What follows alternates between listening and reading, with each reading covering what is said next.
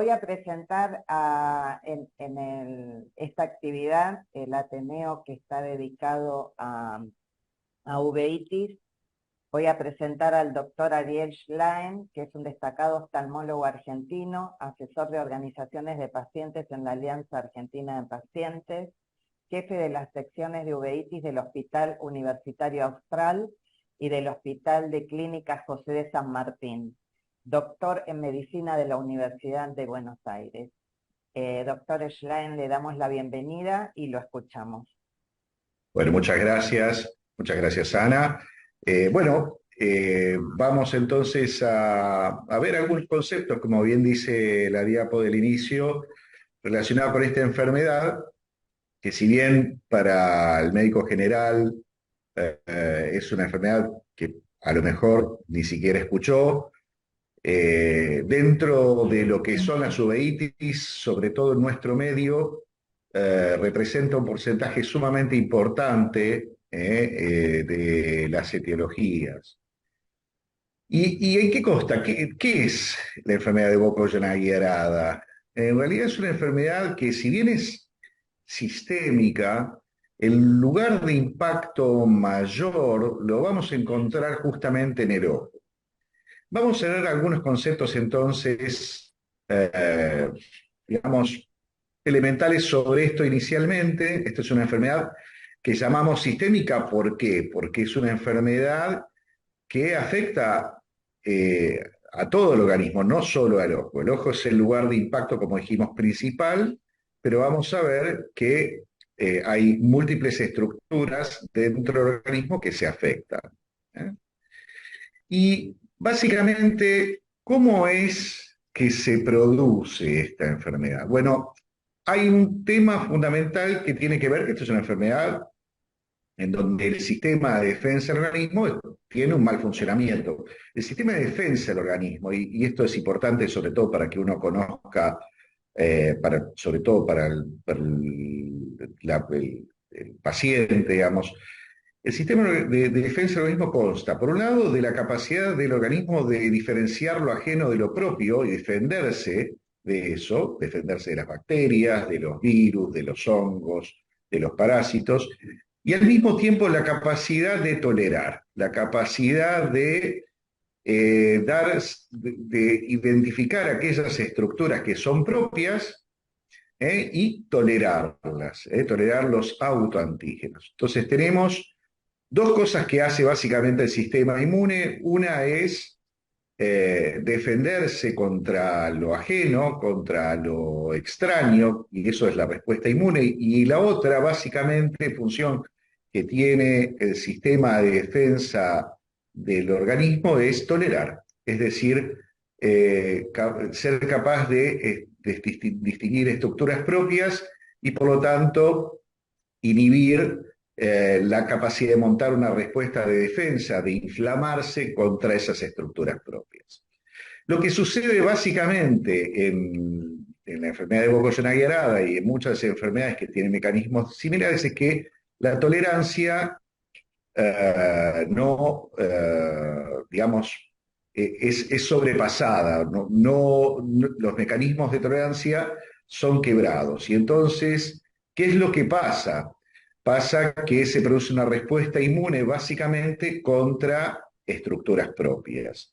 Y esto es entonces lo que llamamos la autoinmunidad. La enfermedad de Bocconi-Arada es una enfermedad autoinmune, donde el sistema de defensa del organismo reconoce estructuras propias como ajenas y las ataca, produce una respuesta inmune contra esas estructuras propias. ¿Y cuáles son esas estructuras propias contra las cuales actúa el síndrome de Bocconi-Arada? Fundamentalmente contra ciertas estructuras que están dentro de las células pigmentales del organismo. Fundamentalmente una enzima que se encarga de producir lo que se llama la melanina, que es el pigmento de los diferentes tegumentos, ¿no es cierto?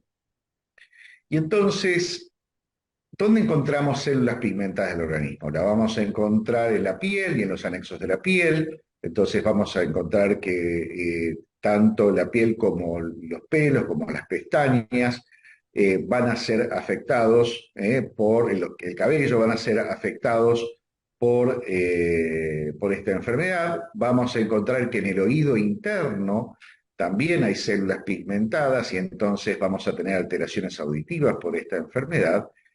También hay células pigmentadas básicamente en los plexos coroideos, que es parte de las meninges, es donde se produce el líquido cefalorraquídeo en las meninges, y entonces también vamos a tener un proceso inflamatorio a nivel meningio, y en el ojo está lleno de células pigmentadas, y ahí vamos a tener un proceso inflamatorio que afecta las estructuras inflamatorias tanto de la parte de atrás como de la parte de adelante del ojo. Vamos a tener lo que se llama una panuveitis, una uveitis que afecta tanto la parte de adelante como la parte de atrás del ojo. ¿Eh? Básicamente, las células pigmentadas, ¿dónde están? En el ojo están en la úvea. La úvea es la capa media de la pared del globo ocular y que está compuesta por una estructura que se llama coroides, pero que además hacia adelante está compuesta por el cuerpo ciliar, del cual se sostiene el cristalino y donde se produce el humor acuoso, y que le da entonces la presión y la forma al globo, y esta estructura delante de color que es el iris. Estas tres estructuras, la coroides, el cuerpo ciliar y el iris, constituyen la úvea, que es un término derivado justamente de uva, porque es como se distinguía en la disección, tenía ese aspecto de uva, estos tejidos en conjunto. Por eso deriva del latín de esa manera. Es una enfermedad que tiene cuatro etapas diferenciadas, no son tan estrictamente separadas una de la otra, sino que se interdigitan, por decirlo así, en el correr de su evolución. Hay una primera etapa donde vamos a tener todas las manifestaciones sistémicas de la enfermedad, fundamentalmente las neurológicas y las auditivas, y que llamamos etapa prodrómica, ¿sí? Justamente porque empieza antes de que aparezcan los problemas en el ojo. Generalmente lo que podemos decir sobre estas cuatro etapas, como dice la diapositiva, es que están centradas en el ojo, porque en realidad lo que vamos a ver lo vamos a ver fundamentalmente en relación a eso. Entonces, antes de que aparezcan los problemas en el ojo, vamos a tener esta etapa prodrómica que va a estar dada fundamentalmente por las alteraciones del sistema nervioso central, el meningismo, que se va a manifestar por una cefalea de tipo occipital, por rigidez de nuca y por la presencia de fotofobia, así como también alteraciones auditivas, fundamentalmente lo que se llama desde la clínica el tinnitus, pero básicamente que son zumbidos en los oídos, como si tuviéramos una especie de timbre constante, además de las alteraciones de la sensibilidad de la audición. Por otro lado, también hay síntomas tegumentarios, porque una de las cosas que uno le pregunta mucho a las personas cuando tienen esta enfermedad es si le pincha el cuero cabelludo cada vez que se peina cuando empieza la enfermedad. ¿Por qué? Porque la enfermedad produce una inflamación de los bulbos pilosos. Y entonces, al producir esa inflamación de los bulbos pilosos, hay una hiperestesia del cuero cabelludo. Y entonces, cuando uno se peina, se toca el cuero cabelludo, produce dolor. Luego vamos a tener las manifestaciones que tienen que ver con la aparición del proceso inflamatorio a nivel ocular. Y es lo que llamamos la etapa aguda de la enfermedad. En la etapa aguda de la enfermedad vamos a tener como primera instancia la inflamación de la parte posterior del ojo y luego esto continúa hacia adelante y vamos a ver que aparece una inflamación en la parte de adelante del ojo. ¿Cómo se manifiesta en síntomas?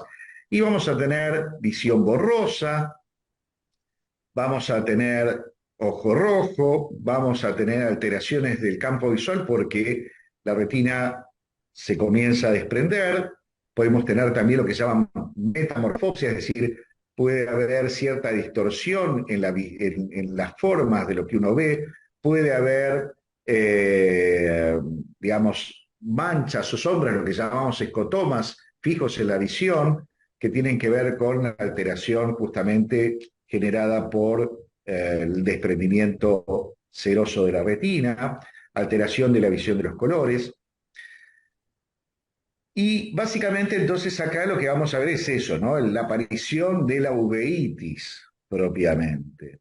Y entonces es ahí donde vamos a encontrar, cuando uno revisa la lámpara de hendidura, la presencia de células flotando en el humor acuoso, lo que llamamos uveitis anterior, pero al mismo tiempo, en la parte de atrás del ojo, vamos a encontrar una inflamación del nervio, un nervio rojo e hinchado, un disco rojo e hinchado de bordes poco definidos que podemos encontrar aquí, esto lo vemos en el fondo de ojo, y al mismo tiempo la retina desprendida, porque desde la coroides, que es esa capa media de la pared posterior, de la pared de atrás del globo ocular, se produce una inflamación que exuda líquido, y ese líquido atraviesa, digamos, lo que se llama el epitelio pigmentario, que es como un límite, el límite más profundo de la retina, y entonces hace que la retina se desprenda por la acumulación de líquido debajo de la misma.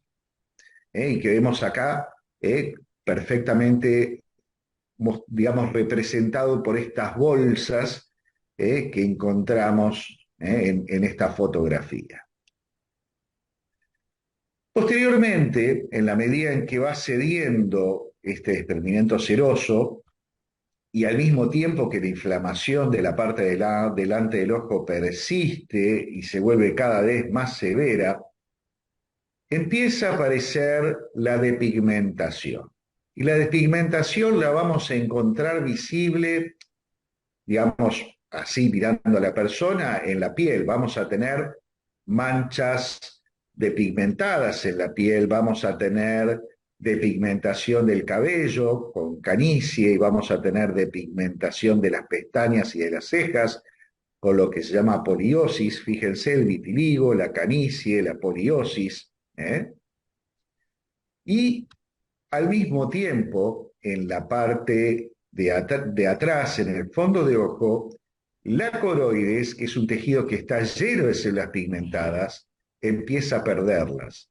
Y entonces encontramos un fondo de ojo que se parece al de las personas albinas, donde distinguimos los vasos de la coroides con mucho detalle y empezamos a ver lo que se llama entonces una depigmentación coroidea difusa, que tiene que ver básicamente, digamos, poéticamente lo llaman como el brillo en puesta del sol, el sunset glow fundus en inglés, que tiene que ver con esta coloración anaranjada propia del atardecer. Lo que sucede es que si la inflamación se cronifica, entramos entonces en esta cuarta etapa de la enfermedad que llamamos etapa crónica recurrente. Es en esta etapa donde ocurren todos los trastornos graves de la enfermedad, donde la enfermedad se empieza a volverse más dificultosa en su manejo y empiezan a aparecer todas las complicaciones. Y por lo tanto, el desarrollo de las causas de pérdida de la función visual. Y así vamos a tener en la parte del ojo, de adelante del ojo, desarrollo de cataratas, que básicamente es la opacidad del cristalino. Catarata es una opacidad en el cristalino, y el cristalino es una especie de lente flexible que nosotros tenemos para enfocar, y si esta lente se opacifica, entonces no podemos obtener una buena formación de imagen, y al mismo tiempo empezamos a tener desarrollo de hipertensión ocular en algunos pacientes y por lo tanto daño en el nervio óptico, desarrollo de glaucoma, como podemos ver en este nervio óptico profundamente excavado y con pérdida completa de fibras, así como también daño de la coroides con atrofia coroidea, pero al mismo tiempo, digamos, más allá de esta atrofia coroidea, desarrollo inclusive de áreas extensas de atrofia retinocoroidea, áreas donde ya uno ve directamente, ya ni siquiera naranja, ve blanco el fondo de ojo, producto de la pérdida completa del estroma coroideo. y al mismo tiempo, en algunos pacientes puede haber crecimientos vasculares anómalos profundos, lo que llamamos neovascularización coroidea, que puede terminar afectando el funcionamiento de la mácula, y al afectar el funcionamiento de la mácula, el paciente puede tener una pérdida de la capacidad de lectura, de distinguir detalles, de distinguir las caras.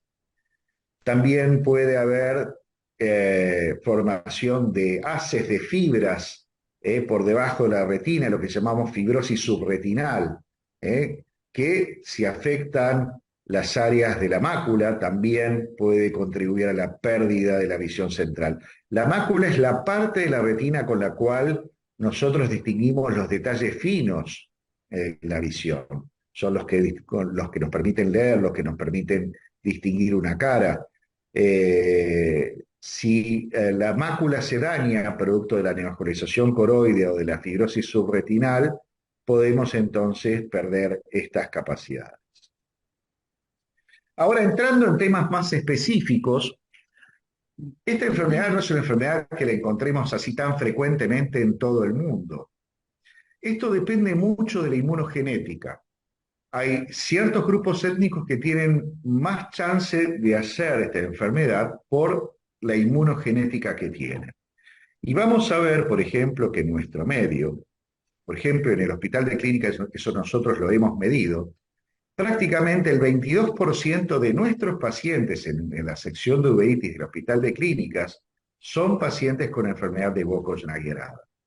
Si nos remitimos, por ejemplo, a lo que observaron en Chile, la situación no es muy distinta, prácticamente el 17%. Y vamos a ver que en otros lugares del mundo, como en Oriente Medio, por ejemplo, o en China, o en Japón, tenemos una alta tasa de pacientes que tienen esta etiología en los centros terciarios de uveitis en comparación a otros lugares del mundo. Esta es una enfermedad que generalmente ocurre en el adulto joven, medio, fundamentalmente en mujeres, más mujeres que hombres, y aquí tenemos los grupos étnicos nombrados, ¿no? Los asiáticos, los hispanos, los indios, me refiero a los indios del continente, del subcontinente indio, a los nativos americanos y a la gente de origen mediterráneo. Y esto se asocia además, es interesante cómo esta enfermedad aparece o se hace más mal, o sea, su cuadro comienza, la enfermedad comienza más comúnmente en ciertos momentos del año, fundamentalmente en el otoño. Eso lo determinó un estudio relativamente reciente de Puerto Rico, donde la gran mayoría de sus pacientes comienzan en otoño. Y nosotros vemos algo muy similar. Nosotros hemos revisado nuestra casuística y tenemos este mismo tipo de variación estacional, por más que nosotros estemos en el hemisferio sur y ellos estén en el hemisferio norte. Fíjense que en los pacientes en donde se revisó la inmunogenética, tanto en México como en China y en Japón, hay ciertos antígenos de histocompatibilidad que fueron claramente diferenciados como de riesgo para el desarrollo de esta entidad. Y fundamentalmente son antígenos de histocompatibilidad clase 2, que son los que se presentan en un tipo de células específicas del sistema inmune, que son las células presentadoras de antígenos. Esta es una enfermedad que, bueno, por supuesto, no tenemos hasta ahora con certeza cómo se produce, pero hay ciertas teorías que potencialmente podrían ser las que se acerquen a cuál es el mecanismo de desarrollo.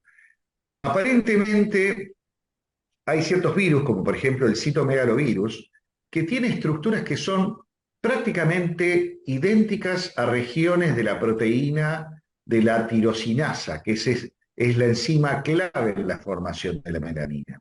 Y entonces, en algunos pacientes susceptibles, con una inmunogenética susceptible, la infección por citomegalovirus, que es una infección sumamente ubicua en el mundo universal, en el ser humano, en algunos pacientes con de inmunogenética especial puede haber reacciones cruzadas que lleven a una respuesta inmunitaria, sobre todo de inmunidad mediada por células, que termine generando un fenómeno de autoinmunidad dirigido contra la tirosinasa, que la vamos a encontrar en las células pigmentadas del organismo. Una cosa interesante que está apareciendo a lo largo de todos estos años es que el microbioma lo hemos involucrado en muchas cosas. El microbioma, como bien sabemos, es el conjunto de microorganismos que conviven con nosotros, que conviven en nuestra piel, que conviven en el intestino. Bueno, hay una cuestión muy importante acerca de cómo el microbioma influye en las enfermedades de origen inmunológico, las enfermedades autoinmunes. Y hay estudios hechos sobre el microbioma, en especial en los pacientes con Burkitt-Yagney-Arada, realizados fundamentalmente en China por Pei Zhengyang, que es uno de los autores tal vez más prolíficos sobre esta enfermedad, y que muestra que hay un descenso de las bacterias que podríamos considerar inmunorreguladoras a nivel intestinal. Las bacterias inmunorreguladoras son aquellas que son capaces de metabolizar lo que serían las fibras no digeribles y transformarlas básicamente en ácidos grasos de cadena corta, que son fundamentales para impermeabilizar el epitelio intestinal y al mismo tiempo producir inmunorregulación. Entonces hay una depresión de las bacterias que son capaces de hacer eso, y al mismo tiempo hay un aumento de las bacterias que son capaces de producir cambios proinflamatorios. Y es interesante que con el tratamiento inmunosupresor, al mismo tiempo se produce un cambio en el espectro del microbioma, llevándolo más hacia el balance de las bacterias de tipo inmunoreguladoras. Y es interesante también que en los pacientes, quiero decir, que en estudios hechos en animales de laboratorio, fundamentalmente a través de la uveitis, de los modelos de uveitis experimental autoinmune, cuando se les realiza trasplante fecal de material de heces de pacientes con enfermedad de Burkitt-Yagney-Arada activo, la enfermedad se vuelve más severa, es decir, que evidentemente el microbioma debe tener algún tipo de influencia en el desarrollo de la enfermedad. ¿Hasta qué punto? ¿Cuánto de esto nos servirá en algún momento para encontrar algún tipo de tratamiento efectivo sobre la enfermedad? No lo sabremos. Pero evidentemente el microbioma en algún punto tiene que ver con el desarrollo de la enfermedad. Hacer diagnóstico de esta enfermedad fundamentalmente requiere un adecuado examen clínico. Y justamente por eso es que a lo largo de todos estos años, hay que decir que esta enfermedad ya se conoce desde hace más de un siglo, aunque, digamos, el conjunto o el espectro empezó a definirse a partir más o menos de la década del 30, a partir de 1978 se crearon los primeros criterios diagnósticos de esta enfermedad. Criterios que eran falibles, porque no distinguían demasiado entre las variantes que tiene esta enfermedad. Y entonces, los primeros criterios diagnósticos fueron establecidos por la Sociedad Americana de Uveitis, incluían, digamos, tantos hallazgos tempranos como tardíos de la enfermedad, y, digamos, prácticamente había que tener todo para tener el diagnóstico.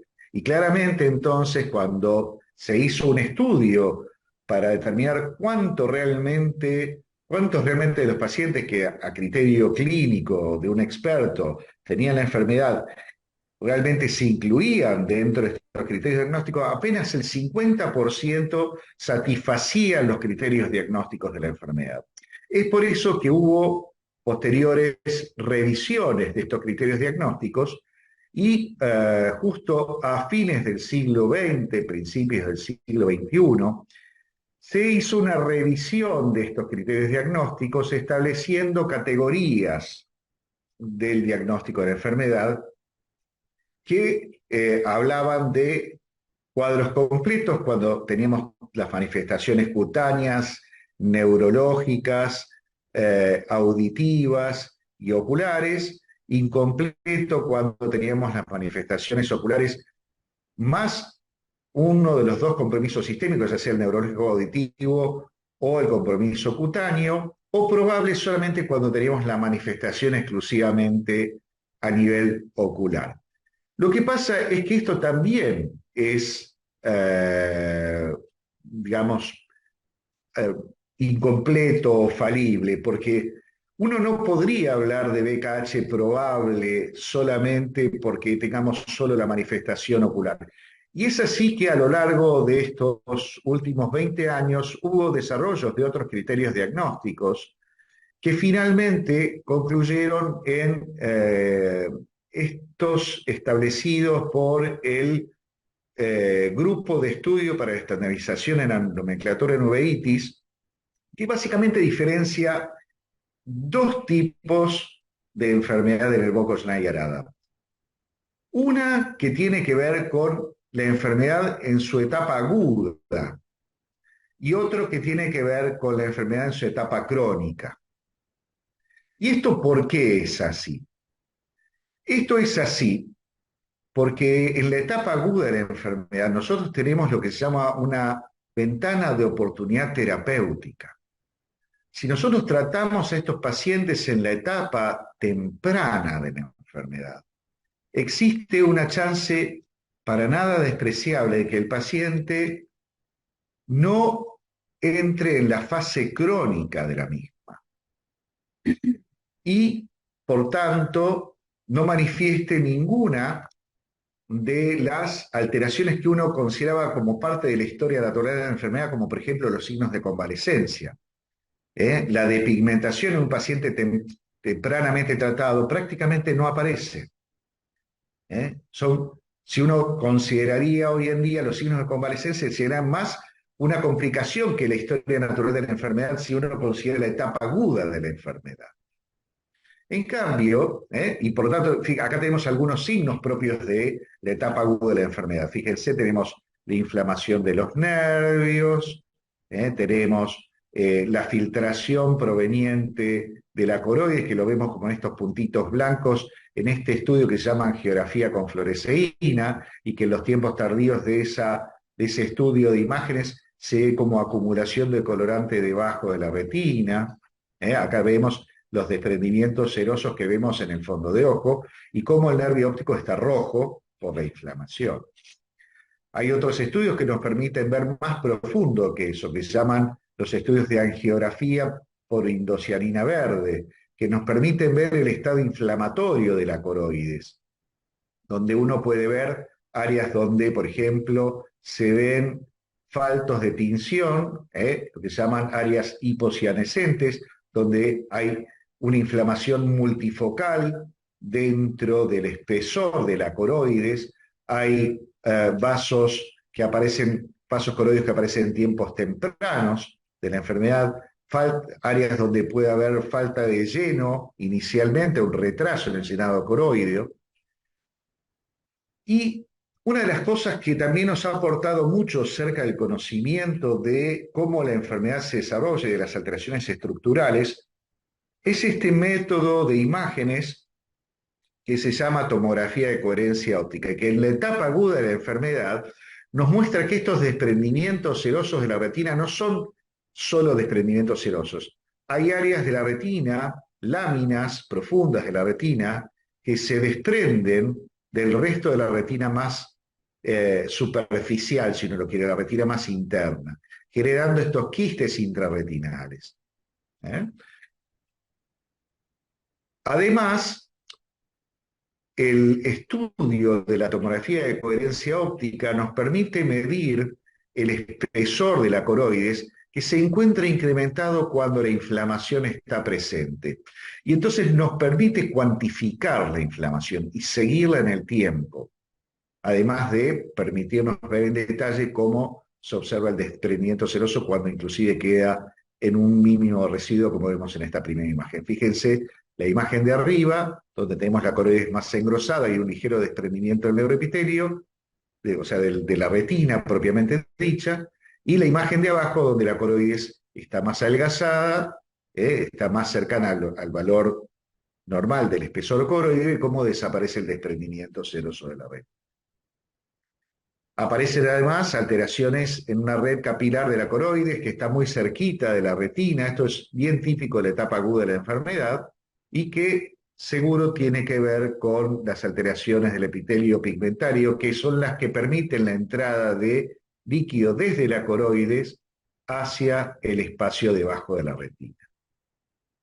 Otros ejemplos, en este otro tipo de estudio que se llama angiografía por tomografía de coherencia óptica, vemos áreas de la coriocapilaris, de esta red capilar profunda, que está debajo de la retina y que se ven faltos de flujo y que, por tanto, potencialmente pueden producir daños de esta capa que se llama epitelio pigmentario, permitiendo la entrada de líquido a través de la misma.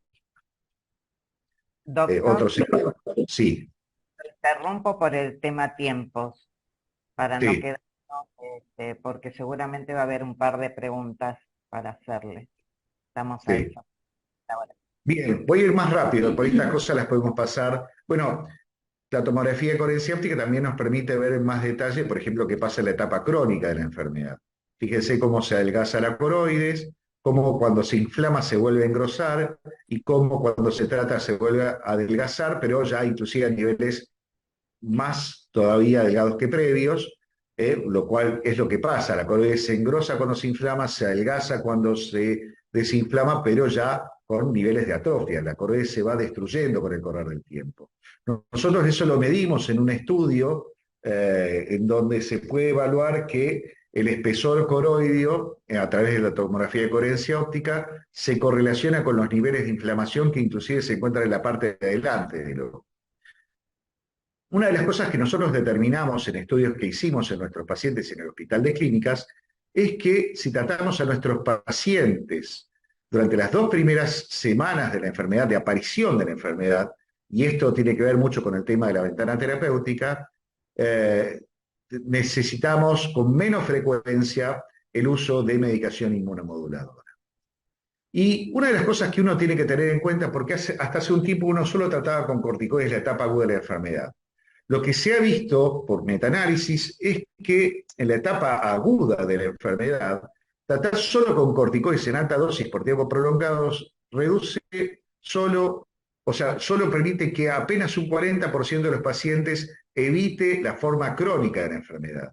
Mientras que si nosotros adicionamos corticoides más inmunosupresión desde entrada, podemos hacer que prácticamente más del 95% de los pacientes evite entrar en la forma crónica de la enfermedad. Es decir, uno debe ser agresivo con la enfermedad desde el inicio para evitar el desarrollo de la etapa crónica de la enfermedad, que es la que nos trae todos los problemas en el desarrollo de su evolución, es decir, el desarrollo de todas las complicaciones. ¿Bien? Estas son cosas específicas que las podemos pasar sobre medicaciones inmunosupresoras. Casi todos los inmunosupresores de tipo citotóxicos y antimetabolitos funcionan bien y hay equivalencia visible entre el metotrexato y el micofenolato. ¿Qué es lo que nosotros hacemos en la etapa aguda de la enfermedad con menos de 15 días? Y si tenemos solo compromiso posterior, le damos corticoides más inmunosupresores, en especial citotóxicos de tipo de los antimetabolitos. Y si en cambio el cuadro ya es más tardío, digamos, tiene más tiempo de evolución, ya tiene signos de cronicidad, con signos de convalescencia, con compromiso de la parte de delante del ojo, también damos corticoides más inmunosupresores, más corticoides tópicos, más corticoides orales, y en muchos de estos pacientes terminamos muy probablemente usando inhibidores del factor de necrosis tumoral alfa, es decir, un agente biológico. Los agentes biológicos cuando la inmunosupresión convencional, es decir, el uso de citotóxicos no nos es suficiente para poder controlar la enfermedad, en muchos de los casos nos permite lograr un control sostenido de la misma. ¿Para qué? Para finalmente controlar la inflamación en forma prolongada, prescindiendo de la necesidad del uso de corticoides, que nos agrega una cantidad enorme de efectos secundarios. Nosotros en su momento estudiamos el uso de adalimumab, hicimos una publicación sobre ese tema en pacientes con enfermedad de Burkitt-Shosner, mostrando cómo realmente existe una gran capacidad de esta droga en pacientes que son resistentes al tratamiento con inmunosupresión convencional, de prescindir del uso del corticoide a lo largo del tiempo. ¿Qué hay con respecto a medicación más allá de la inhibición del factor de necrosis tumoral, más allá, por ejemplo, de la adalimumab o del infliximab, por ejemplo? Hoy en día sabemos que hay algunos mecanismos que en algún punto nos pueden aportar cuando estas medicaciones no son lo suficientemente útiles para controlar la inflamación prescindiendo del uso de corticoides, y entre ellas tenemos los inhibidores del receptor de interleuquina 6, fundamentalmente el tocilizumab, y los anti-CD20, fundamentalmente el rituximab, que parece tener un buen control del proceso inflamatorio, por ahora en un número muy limitado de casos, pero aparentemente con resultados prometedores. Preguntas para el futuro, ¿no?, de esta enfermedad. ¿Cómo identificaríamos marcadores de casos recalcitrantes, ¿no? Eso es una cosa que la vamos a saber seguramente a través de la proteómica, a través de la investigación básica. ¿Qué estrategias eficaces habrá para casos recalcitrantes? Digamos, en la medida que conozcamos más sobre la inmunología lo vamos a saber. ¿Cuál es el papel del microbioma? ¿Cuál es el papel de las nuevas dianas? ¿Tendremos nuevas dianas terapéuticas a punto de partida del conocimiento de cómo el microbioma se involucra en el desarrollo de la enfermedad? Y la otra es la importancia de encontrar métodos de imágenes cada vez más sensibles para la identificación de la inflamación coroidea, que es la que a la larga trae los daños estructurales que terminan alterando la función visual en los pacientes con enfermedad de tiempo prolongado. Entonces, como datos a resaltar, es importante tener en cuenta que esta es una enfermedad que depende de criterios diagnósticos, donde no tenemos un análisis de sangre que nos permita identificar la enfermedad. Dependemos de los criterios diagnósticos. Hoy tenemos además, dentro de los criterios diagnósticos, algunos estudios de imágenes como la angiografía con fluoresceína o la CT, que nos permite identificar la inflamación coroidea. La OCT, fundamentalmente en su forma de imágenes de profundidad incremental, lo que se llama OCT-EDI, nos permite evaluar y ver qué pasa con la inflamación coroidea, seguirla, ¿no? Y por otro lado, la otra cosa importante es que hoy en día la clasificación se ordena en base al curso clínico de la enfermedad. Tenemos que diferenciar la arada en la arada agudo y la arada crónico. El arada agudo es una arada que, si nosotros tratamos a tiempo, tenemos una chance muy importante de llevarlo a la revisión libre de droga. Mientras que el arada crónico es una arada recalcitrante cuyo pronóstico es más reservado y que requiere un tratamiento sumamente agresivo. El tratamiento precoz cambia la historia natural de la enfermedad. Eso es fundamental, entender a punto de partida de estos conceptos. Y la otra es que el tratamiento precoz no debe ser solo corticoides orales en alta dosis, corticoides sistémicos en alta dosis, sino que hay necesidad de incluir medicación inmunosupresora para incrementar la posibilidad de evitar el desarrollo de la forma crónica de la enfermedad. Y hoy en día los agentes biológicos nos dan opciones en aquellos pacientes en donde la inmunosupresión convencional antes fallaba, permitiendo entonces lograr un control inflamatorio y la prevención entonces de complicaciones que llevan al deterioro funcional en una proporción mucho mayor de pacientes de lo que lo podíamos hacer previamente. Y bueno, y con esto no los torturo más. Eso es todo. Muchas gracias. No, no es una tortura, al contrario, la verdad que es muy interesante.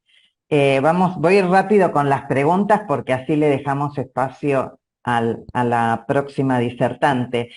Una pregunta que teníamos es que si es común tener a cierta edad el tema de o sea, lo de la despigmentación en pestañas y cejas, si se puede asociar a la edad, canas, o hay que tomar en cuenta fundamentalmente en pestañas, porque la despigmentación.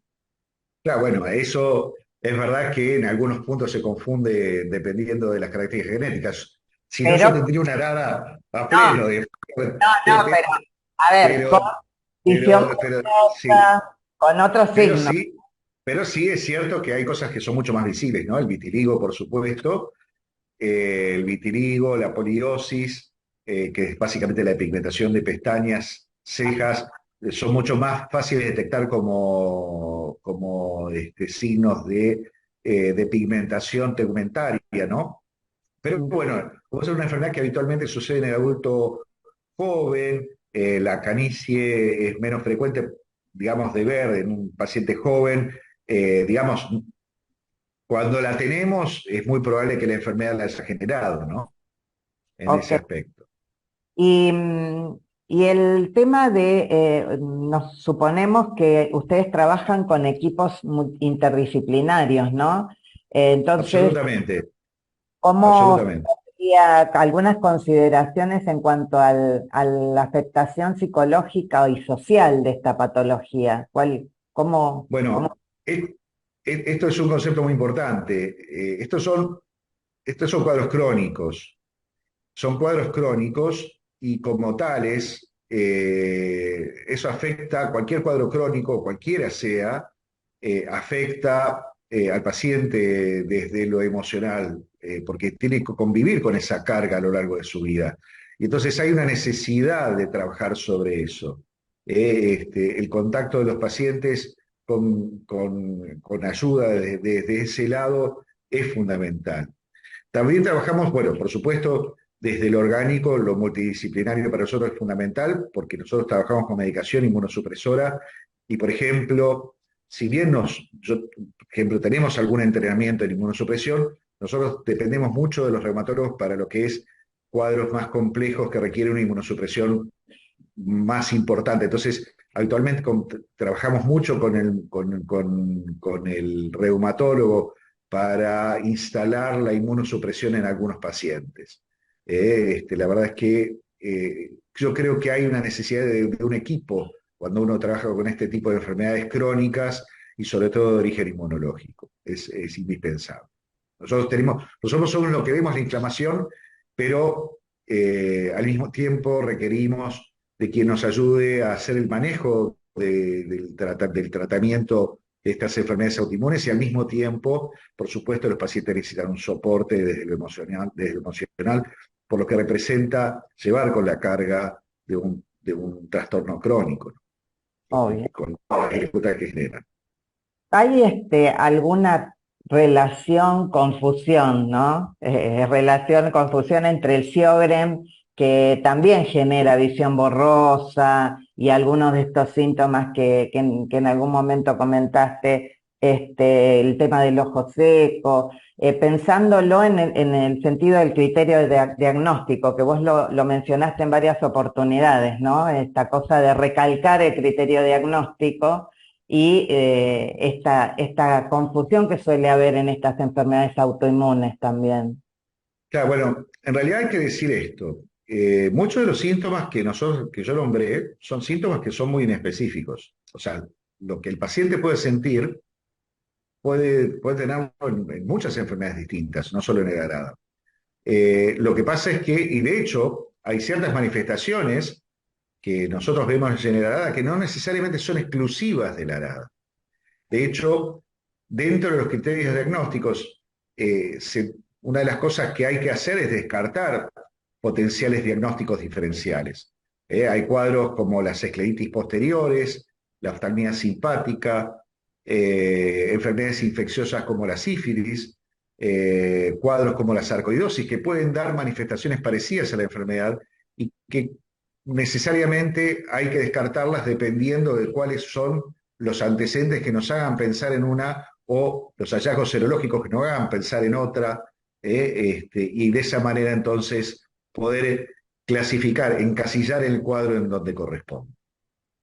Perfecto. Bueno, Ariel, te vamos a despedir para dejarle el lugar a la doctora Cardona. Tenemos un montón de preguntas que te las vamos a hacer llegar a través de Bueno, Solare, para que las puedas responder a los pacientes y a las personas que hicieron acá y que me hicieron llegar las preguntas. Te agradecemos enormemente, sabemos de tu tiempo, de que hiciste un gran esfuerzo para acompañarnos, así que mil gracias y bueno, nos volveremos a ver. Nos Ahora, veremos. gracias, Ariel. No, por favor, muy bien. Ahora voy a presentar a la doctora Sandra Piedad Cardona, es médica cirujana de la Universidad Militar Nueva Granada en Bogotá. Trabajó en el área de antienvejecimiento desde 1994 y en el manejo nutricional de enfermedades crónicas desde el 2016. Es fundadora y directora científica de Atubera y nos va a hablar sobre transformando vidas a través de la nutrición personalizada. Sandra, te pido mil disculpas porque yo me equivoqué en el orden de los temas. Fue un problema mío en el programa. Te doy la palabra y bueno, estamos ansiosos por escucharte. Bueno, muchísimas gracias. ¿Me escuchan bien allí? Perfecto. Ok, muchísimas gracias por invitarme a esta reunión. Mucho gusto conocer también al doctor Ariel. Muy interesante la charla, muy instructiva, por supuesto. Y lo que voy a hablar yo hoy se complementa de una manera importante, diría yo, en el manejo de todos este tipos de enfermedades, no solamente la uveitis, sino enfermedades reumatológicas y otros tipos de enfermedades crónicas que nos aquejan a muchos, me incluyo. Ahorita les cuento por qué. Bueno, como ya le comentaron, yo soy médica cirujana y he estado trabajando en antienvejecimiento desde el 94. Y voy a compartir mi pantalla en este momento para poder continuar. Ahí estás. Ahí está. Perfecto. Perfecto, perfecto. Entonces, bueno, esto de transformando vidas a través de una nutrición personalizada nació de algo que es algo muy personal. Ahorita voy a hablar sobre precisamente mi historia y la relación que hay entre la nutrición y el proceso inflamatorio, los retos que tienen muchos pacientes para seguir las recomendaciones nutricionales y la importancia de una nutrición personalizada. Esta soy yo, o era yo durante muchos años de mi vida. Los que me conocen, que incluso aquí está Pilar, que me conoce hace muchos años, ha sido testigo de mi proceso inflamatorio. Yo soy médica desde el 92, empecé a ser paciente también desde el 2001. Así que por muchos años, a la edad de los 32 años, empecé con un proceso que me cambió mi vida. Imagínense una médica a los 32 años con todo el futuro y todo el proceso que está manejando. Y de un momento a otro tener que reducirme al 50% de mi actividad física y profesional fue un proceso bien complejo. Y gracias a múltiples cambios que hice en mi vida, hoy digo que volví a ser la Sandra Piedad de antes. Como les digo, yo empecé con este proceso inflamatorio en el 2001. Súbitamente empecé a tener este proceso de muchísimo dolor, contracturas musculares, edema generalizado y múltiples tratamientos. Como ustedes saben, estos procesos que son autoinmunes son muy complejos. A mí se me diagnosticó un proceso autoinmune 2 años después de que empecé el proceso inflamatorio, porque esto es muy confuso, es muy difícil de establecer diagnósticos, como decía el doctor hace un rato, es algo que es difícil si no cumple todos los requisitos, no se encasilla, no se puede hacer el tratamiento adecuado. En el 2003 ya me diagnosticaron, es más, eso fue no una sola cosa, sino tres, entonces fue más complejo aún. Y tras múltiples asistencias al médico y no encontrar solución, un día ya me desesperé porque fui donde mi médica y le dije, necesito que me ayude a solucionar mi problema. Yo sé que esto es un proceso crónico que es posible que no se cure, pero yo quiero mejorar mi sintomatología, porque es que era muy complicado vivir así. Y ella me dijo, mira, Sandra, de esto no te vas a morir. Tienes que aprender a convivir con esto. Cuando un médico te dice, de esto no te vas a morir, eso significa como que, ok, usted solamente viene a salvar vidas o usted también ayuda a personas a vivir con la enfermedad. Yo soy de las médicas que digo, no, uno tiene que ayudar a la persona a vivir con esto y a sobrellevarla correctamente. Ese día eh, dije, ok, vamos a buscar otra solución. Durante los tratamientos, algunas veces sí había recibido yo algunas recomendaciones nutricionales, pero habían sido muy vagas. Entonces, cuando en este año, que eso fue como en el 2015 más o menos, en 16, empecé a decir, ok, yo no solamente tengo un problema reumatológico, yo tengo sintomatología también que se me exacerba o no se me exacerba cuando yo consumo algunos alimentos. Yo notaba que si consumía algunas cosas, mis síntomas se alteraban terriblemente y en otros casos, pues como que estaba un poquito más calmada. En la universidad, pues yo había tenido una instrucción bien intensiva en la parte nutricional y de bioquímica y decidí empezar a estudiar mucho más profundo este tema. Esto empecé con ensayo y error, a encontrar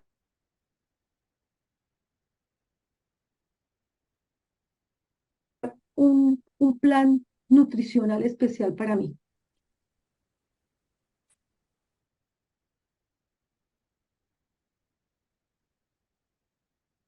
Que, oh sorpresa, mis manos se podían disminuir. Eso fueron como los primeros síntomas que se redujeron. Yo tenía múltiples cosas por todos los medicamentos que me había tomado, reflujo, esófago gástrico. Entonces, con la gastritis fue con una cosa que yo ya estaba desesperada y dije, ok, empecemos por ahí.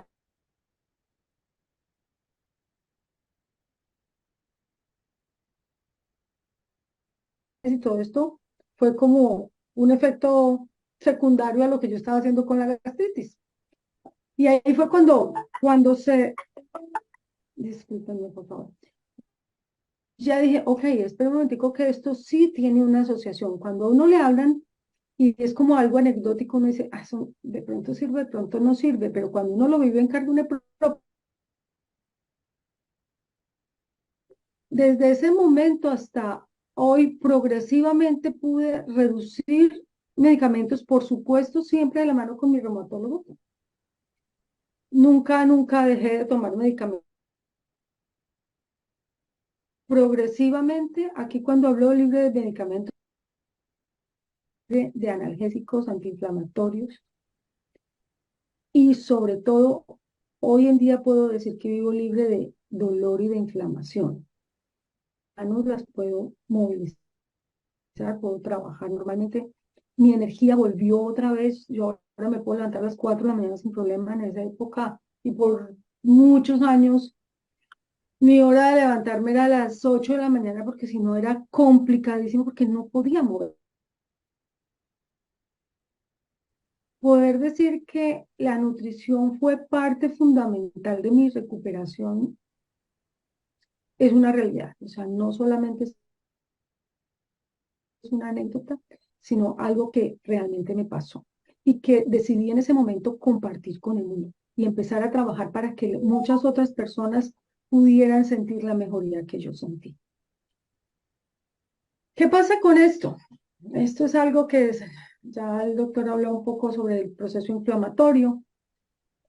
El proceso inflamatorio se genera cuando nosotros tenemos una agresión y cómo el cuerpo reacciona a esa agresión.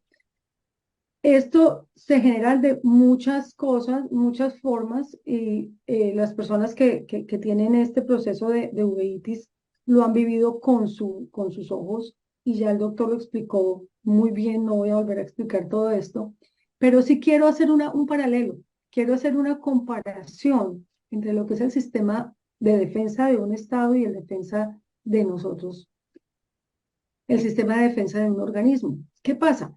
Voy a hacer esto muy cortico para poder entrelazar esto con la parte nutricional. Un sistema de defensa de un Estado tiene las fuerzas militares, el ejército, la fuerza aérea, la fuerza naval. Yo hablo de esto con mucha propiedad. Yo salí de la Escuela Militar de Medicina y tuve que estudiar y soy militar en reserva. Entonces, esto lo puedo hablar con mucha propiedad. Aparte de que se tienen las fuerzas militares como tal, con todas estas divisiones, se necesita toda la artillería, todas las municiones, se necesita de comunicaciones, se necesita de logística, se necesita de todo un aparato para que el ejército y todas las fuerzas militares funcionen. Pasa lo mismo con nuestro organismo. Nosotros tenemos nuestros órganos que son los que producen las células, está la médula ósea, está el vaso, el timo, están las células como tal que ante el ejército serían los soldados, ¿sí? Todas las que son inmunoglobulinas podríamos decir que son parte de las municiones que tenemos nosotros. El sistema de comunicación y de logística nuestro es mucho más preciso incluso que un sistema del ejército o de las fuerzas militares en general. Pero ¿qué pasa? Todo esto es fundamental para que funcione. Nosotros necesitamos, por supuesto, todo este sistema de defensa. Cuando nosotros tenemos una inflamación aguda, yo lo podría correlacionar con una batalla, ¿sí? Es una batalla, es algo corto, donde se va, se ataca y sí, unos efectos colaterales, ¿sí? Unos daños colaterales, pero no son tan fuertes como cuando vamos a la guerra. Cuando vamos a la guerra son múltiples batallas que se liberan. ¿Y qué pasa con nuestro organismo? En nuestro organismo sucede como en las batallas. Y yo hablo de esto en este momento porque justo estamos en el mundo librando dos guerras que las podemos comparar de una manera interesante. ¿Qué está pasando con Israel y Hamás en este momento? Eso sería algo agudo, ¿sí? Acaba de empezar y, por supuesto, están en el momento crítico. ¿Qué pasa con Ucrania y Rusia? Ya llevamos más de un año. Entonces se está volviendo algo crónico donde si nosotros lo comparamos, tiene una infección, por ejemplo, y tenemos una reacción inmunológica aguda, ¿sí? Donde hacemos el trabajo y si tomamos un antibiótico y hacemos todo lo que tengamos, pues el organismo sale avante y resuelve el problema. ¿Qué pasa si, como por ejemplo en el caso que nos hablaba el doctor con el citomegalovirus, eso se quedó allí y el organismo siguió y siguió y siguió y como que no lo resolvió completamente, pero como que se acostumbra y luego el mismo sistema empieza a auto lastimar el cuerpo? Pasa exactamente lo mismo con una guerra que es crónica, se vuelve algo que es, la gente se acostumbra, sí, en Ucrania los rusos, los ucranianos y los rusos están peleando. Sí, ahorita se habla más de Israel y de Hamas porque está pasando ahorita, pero en el organismo pasa lo mismo.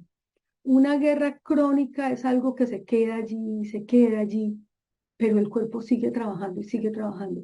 Cuando hablamos de daño colateral, el daño colateral que hay, y en este momento lo estamos viviendo muy agudamente, son todas estas muertes, son toda esa destrucción, todo eso que vemos en la televisión hoy en día, de que está pasando y que están bombardeando y que las casas quedan destruidas donde hay miles de personas muertas. Eso es lo mismo que pasa en una inflamación aguda. En este momento ya no escuchamos cuántas muertes hay en Ucrania, ya no estamos escuchando tanto que es que destruyeron los edificios, pero sigue, eso sigue y está ahí, no lo podemos negar. Pasa al igual con el organismo. Entonces, ¿qué pasa? Ese proceso que se genera por el daño colateral es el que más nos afecta a nosotros y el que más nos daña, o sea, no es que pues sí, nos está dañando colateralmente, pero donde se presentan los síntomas y donde los pacientes con enfermedades crónicas sufrimos más. Es ese proceso inflamatorio crónico. Entonces, ¿qué tiene que ver la nutrición en todo esto? Nosotros podríamos decir, como dice el doctor, nosotros tenemos un arsenal, ¿sí? Si nos ponemos aquí, nosotros tenemos un arsenal en medicina que se llaman medicamentos. Por supuesto que los tenemos que usar, ¿cierto? Entonces, cuando nosotros vamos a atacar, estamos en una guerra. Entonces, ¿qué hizo ahorita Israel? Llamó a la reserva, ¿sí? Si no tiene reserva, hacen como en Rusia, consiguen más nuevos soldados, ¿sí? La artillería y las municiones, entonces se arman hasta los dientes, como decimos. ¿Y nosotros cómo nos armamos? Pues nosotros en medicina tenemos una artillería que se llaman medicamentos, ¿cierto? Cuando estamos en guerra, nosotros atacamos con todo esto. Y cuando queremos atacar al enemigo, pues nos atacamos directamente a sus fuerzas militares. Vamos a atacar los soldados, comunicaciones, y podemos tratar de volar un puente, por ejemplo, para que la gasolina no pase y no llegue a donde están los tanques que necesitan gasolina. Pero la logística y las comunicaciones son fundamentales. ¿Qué le pasó a Rusia al principio cuando empezó la guerra? Oh, sorpresa, se fue sin gasolina suficiente. ¿Y qué le pasó? Tuvo que dejar todos los tanques tirados porque no tenía cómo resolver el problema, no tenía cómo llegar allá con la gasolina. Entonces, si nosotros miramos todo esto, nosotros en medicina atacamos muy bien con medicamentos, pero se nos olvida que hay otras cosas que podemos manejar también, y es cómo podemos hackear al enemigo, cómo podemos hackearle. En este caso, nuestro enemigo en enfermedades autoinmunes somos nosotros mismos, ¿sí? Una enfermedad autoinmune, nuestro cuerpo ya se le olvidó que era que el citomegalovirus estaba por ahí, o el estreptococo, o cualquier otro de estos, y sigue pensando que está con nosotros y sigue atacándonos y sigue atacándonos. Es muy diferente cuando nosotros estamos atacando algo externo a cuando estamos atacándonos nosotros mismos, ¿sí? Y en ese momento, cuando esto pasa, y nosotros podríamos decir que eh, la nutrición en general, ¿sí? Tendría que ser algo que nos ayuda a mantener nuestras defensas en buen estado. Pero cuando nosotros estamos pensando que no solamente es un proceso donde estamos atacando a otros, nuestro cuerpo nos está atacando a nosotros, nosotros tenemos que trabajar para evitar el proceso inflamatorio. Entonces, sí, yo nunca he dicho que, y no lo voy a decir nunca, que nosotros tenemos que dejar de lado los medicamentos porque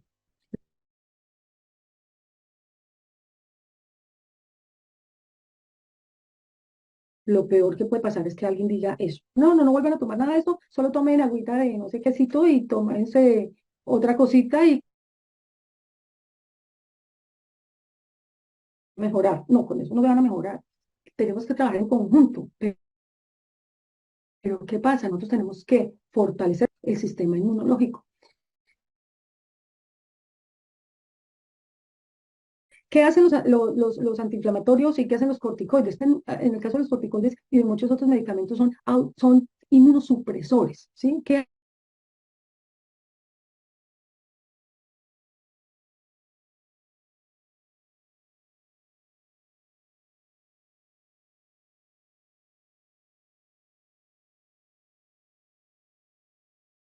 no haya suficiente artillería, que las comunicaciones estén débiles y que la logística pues la limitemos para que el mismo cuerpo, en este caso, si comparamos acá, nuestros glóbulos rojos, pues, perdón, los blancos, pues los vamos a disminuir, todo el proceso de inmunoglobulinas, toda la comunicación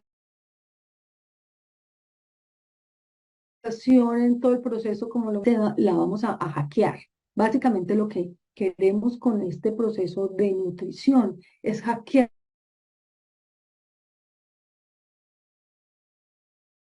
Podemos trabajar a estos niveles, ¿sí? Que se produzcan menos células inflamatorias, que se produzcan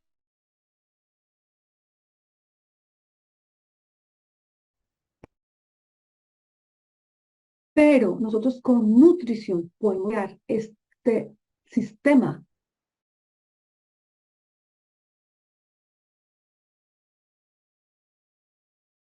Comemos, podamos lograr esto. Pues cuando nosotros nos alimentamos, pues nosotros uno dice como que yo desayuno, almuerzo y como porque me da hambre, ¿cierto?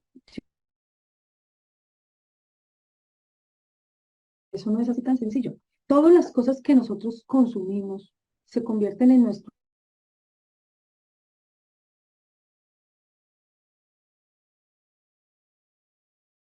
cuerpo y en la inflamación, ¿sí? Cuando nosotros queremos hackear todas estas fases, tenemos que tener en cuenta que nuestro sistema de comunicación es un sistema muy inteligente. Y este es un sistema que está comandado por el cerebro, pero que nos envía señales de múltiples maneras.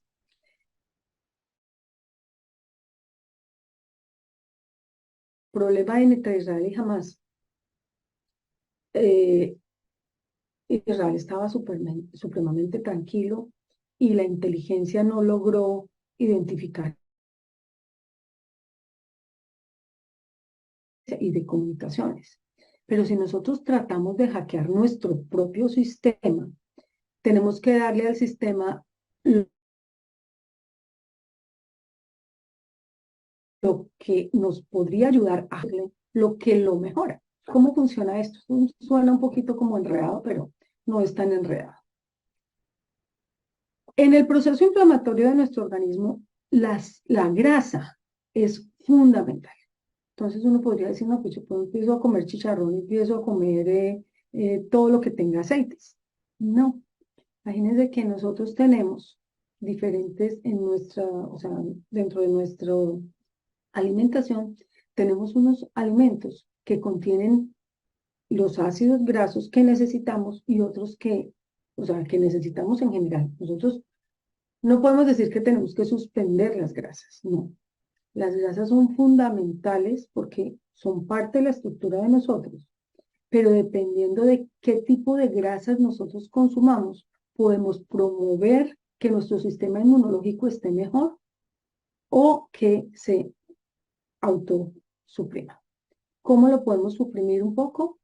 Disminuyendo precisamente los omega 6. Cuando uno habla de nutrición, de que no, es que uno debe consumir suficientes omega 6 porque van a ayudar con todo el proceso cardiovascular, evitar enfermedades cardiovasculares. Sí, pero cuando nosotros hablamos de inflamación, nosotros tenemos que reducirlos y tenemos que aumentar los que contienen omega 3. ¿Por qué? Porque ese balance es el que nos va a ayudar con todo el proceso inflamatorio y con todo este proceso que les digo yo acá, que es el que nos va a hackear el sistema. Entonces, de esto podríamos hablar mucho más, pero yo quiero hablar un poquito más, ir un poquito más allá de cuando nosotros como médicos queremos recomendar una dieta antiinflamatoria. Entonces, si le decimos al paciente, y se lo decimos así, porque yo he recibido cuando, o sea, recomendaciones nutricionales donde me dicen, disminuye el consumo de omega 6 y aumente el consumo de omega 3. Y uno dice, brutos, ¿y esto cómo se come? ¿Sí? No, disminuya el consumo de grasas saturadas y uno queda brutos, ¿cómo se comen las grasas saturadas? Listo, cuando yo como médica voy y me averiguo qué son todas estas cosas, pues lo entiendo, pero cuando un paciente normal le entregan estas recomendaciones, no lo entiende. Entonces lo mandan a uno y esto es algo que yo recomiendo, salmón, sardinas, productos lácteos, claras de huevo, bueno, y usted tiene que evitar productos lácteos que contienen grasas, yemas de huevo, maní, pistachos, frituras en los restaurantes, pues no dicen por qué, alimentos fritos, usted no puede comer donas, usted no puede comer dulces, margarinas, aceites vegetales, y uno dice frutos, pero si no puedo comer carnes rojas tampoco, y carnes procesadas y aceites, entonces, ¿qué voy a comer? Y si no puedo comer gluten, entonces, ¿qué harina me voy a comer que no me tenga gluten? Y los dulces, ¿cómo voy a hacer? Porque a mí me encanta el dulce. El tomate, pues para el tomate para muchos de nosotros es fundamental. Entonces, esto se le vuelve a uno como una cosa medio enredada. ¿Y qué pasa? Y además lo mandan a uno a comer aguacate o no aguacate, y entonces dicen, ¿será que es mejor consumir carne de res o de cerdo? Las recomendaciones nutricionales tienen múltiples cosas, ¿sí? Y por esto más de la mitad, y esto fue un estudio que nosotros hicimos, más de la mitad de las personas con restricciones dietarias no siguen las recomendaciones, no las siguen. Esto pone en riesgo su salud en general y si hablamos no solamente de procesos inflamatorios crónicos, reumatológicos, donde como el doctor, como la doctora que me atendió me dijo, sabes que de esto no te vas a morir, pero cuando miramos enfermedades inflamatorias crónicas, no solamente como reumatológicas, sino como enfermedades como la diabetes, como enfermedades cardiovasculares y muchas otras, de eso sí nos vamos a morir. Y nosotros con nutrición podemos prevenir esas enfermedades crónicas de las cuales nos vamos a morir y podemos vivir mejor con enfermedades crónicas reumatológicas. ¿Qué pasa? ¿Por qué las personas no siguen estas recomendaciones nutricionales? Primero porque son súper enredadas. En muchos casos, empezando por allí, empezando por el primer punto, muchísimos médicos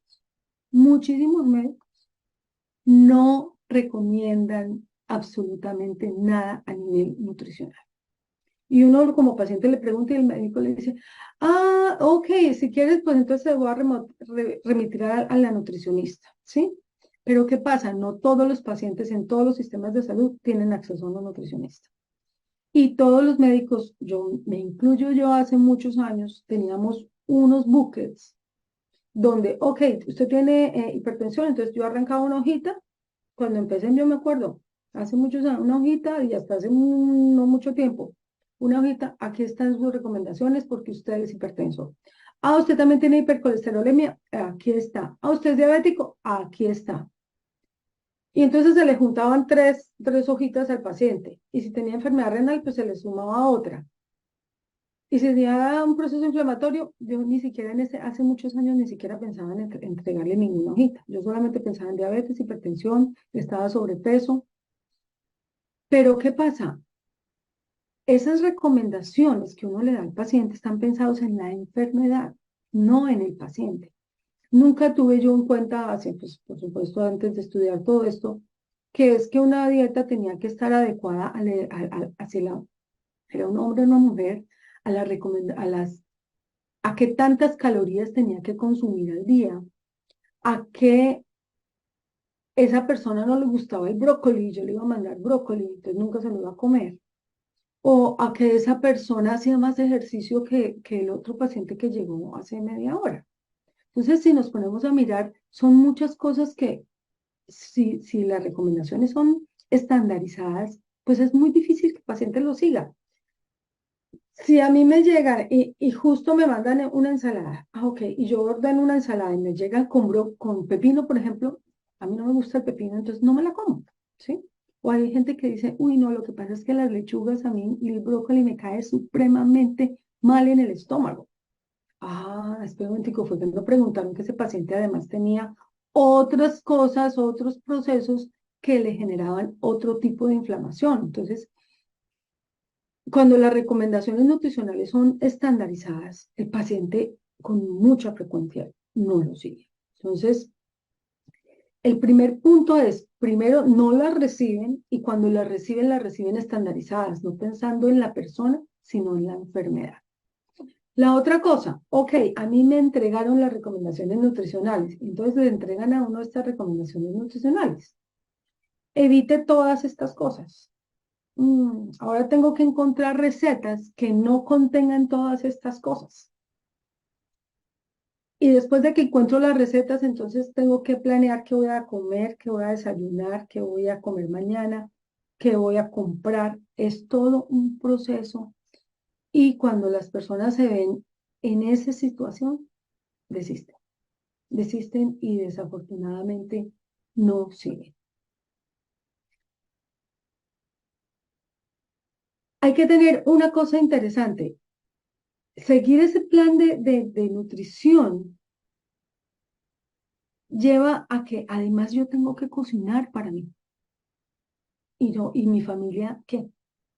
Hagamos de cuenta, hay varias características y de pronto algunos de ustedes están familiarizados con eso. Tienen a su mamá que es diabética, entonces ustedes le preparan, ok, para ellos de alguna manera algo, pero tienen una persona con un proceso inflamatorio al que le recomendaron todas estas cosas, como en mi caso. Entonces, para mí, al principio fue algo complejo, ¿sí? Empezar a cocinar para mí y para mi familia. Yo tengo 2 hijos y mi esposo, entonces éramos 4 y siempre teníamos a alguien de visita, entonces éramos 5.